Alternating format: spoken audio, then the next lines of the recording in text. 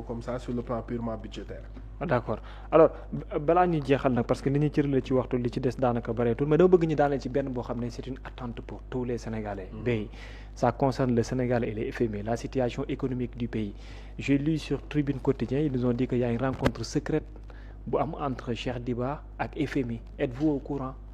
non loolu moom comme ni ko ñëpp déggee laa ko déggee. ah yëgoo ko. yëguma ko. alors fan la ñu toll. waaw mais comme li ñu wax rek li ñu wax xam nga souvent nit ñi dañuy teg pression suñu bopp boo xam ne amuñu ko je disais rek ce matin ci benn tribune que FMI. waaw li ko intéressé c'est des éléments structurels. maanaam bu ñuy wax structurel mooy day xool parce que le FMI dafa bëgg di rassurer créanciers yi. ñiy lebale. waaw ci biti. ñoom dañu bëgg lu leen di rassurer. waaw donc FMI day xool. état bi sur le long terme est-ce que am na doole mën a gérer. d'accord est-ce que décision de est-ce que subvention yi muy def nii mën na ci continuer. yaa ngi fàttaliku suñu première émission maa lay wax ne la. presque des subventions énergétiques de 700 presque en moyenne. 700 millions waaw. waaw 700 milliards. 700 milliards oui milliards bien sûr de par année. par année moom la état du Sénégal di injecté ci secteur boobu noonu. waay waaw te d'après sax dernière information yi ñu jot loolu dafa yokk. te n'empêche. donc ça veut dire que jusque là aussi. waaw ça veut dire que loolu bon ñu mënul wéy. il faut parce que état attanu ko. état attanu ko. te FMI loolu la bëgg te FMI loolu lay bañ aussi. souvent day xeex lu mel noonu. léegi kooku bokkul ak benn bailleur bi nga xam ne. moom mi au niveau du marché de l'UEMOA. waaw di continuer di lebal Sénégal parce que moom fi mu koy teg danaan non dans tous les cas dinañu am. solution ñoom ñaar dinañ waxtaan dinañ déggoo. d'accord waaw moo tax temporalité yi bokkul. FMI il est sur le long terme. oui le marché de l'UEMOA les créanciers ñoom seen li ñu lay lebal ndax mën nañ ko jot rek la. FMI partenaire multilatéral la. waaw les créanciers de l'UEMOA c'est des créanciers c'est des investisseurs rendement bi moo leen gën a intéressé. moo tax waxtaan yoo xam ne da ngeen di waxtaanee ci luy ñoŋal suñu askan si 10 15 20 ans mënul gaaw comme ni ko gars yi bëggee. ah mais bon l'espoir était là pourtant après aussi des mesures mais bien qui sûr ont été déjà prises par l'État du Sénégal. bien sûr que l'espoir est toujours là day. mais malgré les efforts presse bi et tout après tamit yooyu noonu yëpp mu mel ni lu nayaan ni ça inquiète plus d'un. même au contraire moi je pense que presse bi defuñu effort. ah bon waaw man dama jàpp ni. et pourtant ñu bari nga koy kañ na day. waaw mais non man contraire laa gis man dama gis ne suñu médias yi au contraire l'affaire là sax defuñ ci ndànk parce que souvent gis naa ñu bari ñu ciy wax ñoo xam ne xamuñ liñ ciy wax. presse bi waaw. waaw di def analyse yoo xam ne du dëgg soubassement bi. lan mooy soubassement bi réellement. non soubassement bi mooy comme je l'ai dit partenaire multilatéral la des fois moom la muy bëgg yow mënoo ci dem léegi directement foog ngeen am. mu ngi mel ni États-Unis ak Iran bi waxtaanee balistique. wala le nucléaire. du loo xam ne en 2 jours day réglé wu. même tey bu ñu amee cessez-le-feu suba dinañ toogaat waxtaan. noonu la demee dafa am loo xam ne sur le long terme la. am loo xam sur le court terme la. léegi nag suñu réew yi ñun on gagnerait à ce que ñu am ay consensus ci li nga xam ne moo am solo suñuy divergence ñu teg ko ci li amul solo mais tey lu jëm ci wàllum dette wàllu FMI ak yu demee noonu. su ma gisee ñu politiser débat bi man daf may metti parce que pour man yooyu dañ ci war a am consensus quel que soit fu ñu fara parce que loolu mooy préserver ñun suñu équilibre réew mooy tax créanciers yi ci biti parce que da ngay gis koo xam ne kilifa la moom xamul ne moom kilifa la. waaw c'est un député wala nga déglu ko mu wax loo xamante ni boo am dafay porter mu wax loo xam ne dafay gën a yokk ci mbir mi polémique rek.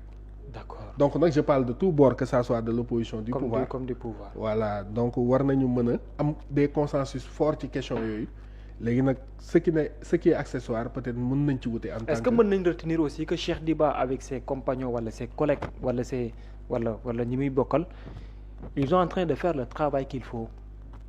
mais bien sûr moom waxal na ko boppam nee na leen moom moo yanu ndab li gis na nag ñi ngi koy faqasal waaye ndaali nag moom ci la ñëpp di naan de bis bu tuuroo kenn dootul naan ñàkk waxal na ko boppam. pourquoi FMI di entêté wu lan mooy problème bi carrément FMI moo gisatul lu ko doy ci biir Sénégal wala li Sénégal def moo ko métti wala lan la. c'est pas un entêtement moom laa moo tax dama ne la li ñuy régler loo xam ne da nga koy régler sur le long terme bokkul ak looy régler sur gars le yi nee na court vous terme. êtes trop diplomate quoi. mais bon li ma la wax noonu moo ci am c'est pas de la diplomatie ah. Temps bi la. c'est pas du politiquement correct mais c'est le temps temporalité yi ñoo bokkul. temporalité bi mais ñu bari nee nañ du ji njaaga rek Ousmane Sonko ak gouvernement bi d'avoir révélé des chiffres ak wala lu mu mënti doon dans ce sens là moo ñu indi conséquences yi nekk nii. waaw. Est-ce qu'on peut dire aujourd'hui qu'il devait y avoir des regrets cette décision de révéler que ni il y a eu des dettes cachées wala des chiffres qui n'étaient pas du tout normal. sama première phrase bi ma la wax dama ne la transparence dafa am un coût amul prix mais am na coût. moom dëgg la moom xaj na moom bi mu koy def lim ciy gagné la gën a séntu que lim ciy ñàkk. bu ci gën pour yow. bon l'expert qui parle. man dama jàpp ne man ci li ma jàpp mooy nit ki moom tant que amoo baromètre am xam nga sànq maa ngi wax ne. DG ARCOP lii mooy baromètre am. effectivement tant que xamoo baromètre am mënoo ko natal. mais en tout cas crédibilité. waay nga ñàkk ko moo gën a yomb. nga defaraat ko. moo tax lépp lu la koy ñàkk loo doo ko def. d'accord léegi les Sénégalais nañu poser seen bopp benn question rek. mooy. yow Babacar wala man wala ku mu mënti doon. ñëw nga ci réew. fekk nga fa chiffre yoo xamante nii soo ko nëbbee demee bu ñu demee ba découvrir ko. mënatoo taxaw wax ne ki ma fi wutu woon la. waaw loolu moom dëgg la. mënatoo taxaw ne ki ma fi wutu woon la day nekk say chiffre bopp. yaa ko moom kay. su ko defee boobaa on te juge sur l'existant. waaw est-ce que bu doon yow ku ci nekk na xalaat moom nu mu doxalee su boobaa ku ci nekk mën nga am liberté ne man su doon man dinaa wax kii ne du ma wax. kii mais pour man c'est trop simpliste d'attaquer le PM. ou le président de la République sur ces questions-là. sur ces questions. En tout cas je le dis à tous les politiciens de tous bords. oui soo ñëwoon tey nga ñëw ci fekk kër loo xam ne tas penc la. est-ce que da nga koy siiwal pour dédouaner sa bopp wala est-ce que da nga koy nëppal avec le risque que demain bu ñu ko découvrir mu doon sa mbiru bopp. ku ci nekk peut-être am nga ci vision bu différent mais ce qui importe mooy loolu weesu na ba pare. li naan bu ndox tuuru an baax a fa des. waaw l'essentiel c'est le Sénégal war nañu mën a juboo ci des consensus forts. d'accord ñu daanelee ci TRS yi est-ce que même gis-gis moom nga ci am bi ci opposition bi am dem sax ba ñuy waxu benn enquête parlementaire bu ñu dinañ ko ci tijji parce que nee nañ mbir yi moom lu nekk am na ba mooy leer ndax dañoo jàpp ne Sénégal TRS yooyu mu dem non seulement waru ci woon dem mais surtout nee nañ il paraît même qu'il y a eu des garanties yoo xamante ni yu ñu waxul réewum Sénégal la malgré explication yi nga xam ne le ministre tutelle di Cheikh Diba jot na ko cee joxe. waaw xam nga TRS yi moom ñi ciy wax ñu ci bëri boo leen laajoon luy TRS xamuñu sax luy TRS. waaw bëri na ci de. mooy li may wax rek c'est-à-dire domaine finance dañuy commentaire ci lu ñu xamul. dañuy commentaire ci lu ñu xamul boo leen laajoon. mais nag gars yi dañuy bindulu léegi de dañuy bindulu def ngan di contribution. waaw mais moo tax may la koo ci laaj la koo ci laaj la mooy TRS du la wax la mooy TRS. waay voilà mais même opinion laa ci am. ci TRS yi. pour man réew moo xam ne eurobond yi ci moment bi muy def ay TRS. eurobond yi ñu ngi entre 11 et 12%. waay moom mu góorgóorlu ba signer des TRS yoo xam ne permettre na ko mu am 7% de taux. waay mais au-delà de gain financier boobu noonu nit ñi il parle des appels de marge. en disant que à tout moment benn événement mën na déclencher paiement appel de marge yi. mais nous sommes dans une monnaie très très stable. pour l'instant amul ay jafe-jafe. ñi def le dossier ñoom wóor na leen ne. risque bi ñuy encourir. liñ ci gagné nii tey moo ëpp risque bi ñu ciy encourir. parce que loolu la xam nga da ngay def bilan coût avantage. waaw nga ne man instrument bi may jël risque bi ci nekk est-ce que gain yi may am moo ko ëpp wala moo risque yi ëpp.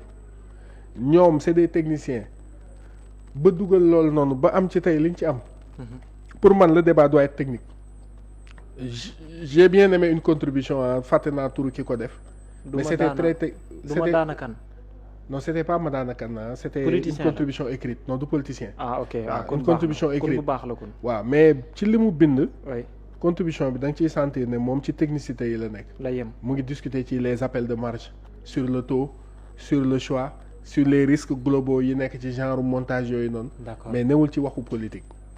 pour man loolu moom mooy jàppale ñun suñu njiit yi ñu avancer mooy li ma wax rek nañ am consensus sur l'intérêt général ak sur li ëpp doole. bu réew mi taxawee te laaj.